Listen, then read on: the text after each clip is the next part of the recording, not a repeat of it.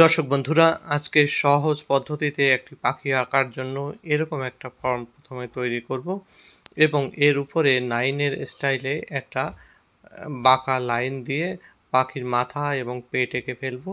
মাথার মধ্যে একটা চোখ এঁকে দিয়ে চোখের মণি এবং একটু হাইলাইটস পয়েন্ট রেখে দিব। এরপরে এভাবে পাখির ঠোঁট এঁকে দিতে হবে। এরপরে আমি পাখির একটা লেজ এঁকে দিব। এভাবে দুটো লাইন নিচের দিকে এভাবে টেনে আনবো। এই লেজটাকে এভাবে সংযুক্ত করে আর একটা আমি পালক এই লেজের নিচে দিয়ে দিচ্ছি।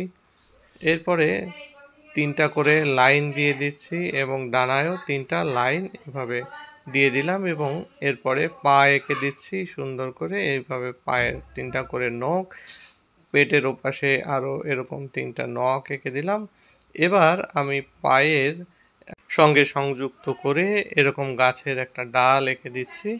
2টা লাইন গাছের ডালে থাকবে এবং এই ডালটাকে আমি সম্পূর্ণ পৃষ্ঠা জুড়েই দিয়ে দিচ্ছি। এরপরে সেই ডালে আমি পাতা এঁকে দিব সুন্দর করে। এই পাতা এভাবে এঁকে দিচ্ছি, পাতার শিরাও এঁকে দিচ্ছি। পাতার একাধিক পাতা আমি দিচ্ছি। এই 2টা পাতা হলো, এই আরেকটা পাতা পাখির সামনে বুকের কাছে দিয়ে দিলাম এবং পরবর্তীতে ডালে কিছু এরকম দাগ দিয়ে দিলে অনেকটা রিয়েলিস্টিক ডালের মতো হয়ে যাবে। এবার পাখিটাকে আমি সুন্দর করে রং করব। আমি পাখির ঠোঁটে দিয়ে দিচ্ছি কমলা রং। এরপরে পাখির যে বডি রয়েছে সেখানে হলুদ রং দিয়ে দেব। হলুদ রংটা দিয়ে এভাবে সুন্দর করে ভরাট করে চোখের মধ্যে যেন হলুদ রংটি না যায় এটি খেয়াল রেখে এভাবে আমি পুরো পেটের অংশটি কালার করে ফেলবো। তোমরা সাবধানে এই কালারটি করবে। আর হলুদ পাখি এটি কিন্তু আসলে দেখতে অনেক সুন্দর লাগে।